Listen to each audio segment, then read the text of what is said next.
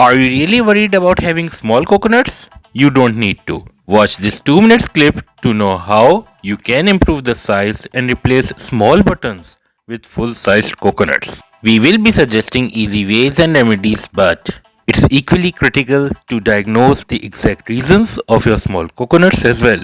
Watch this video till end to get the answers to your deep hidden queries. Hello Doctor family, we hope you are well and watching our videos on health, gardening and travels. Many of you come up asking the exact causes of small coconuts and how can one rectify these embarrassments. First of all, hydration in good balance is key. Water stresses, be it in form of overwatering or underwatering, can result in small coconuts.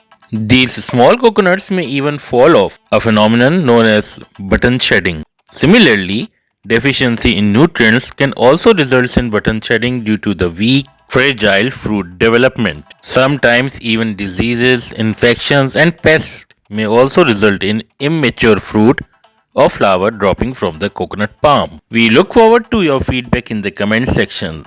Subscribe Dr. Homestead for much more. It's me Dr. Lee from the team Dr. signing off. Take care.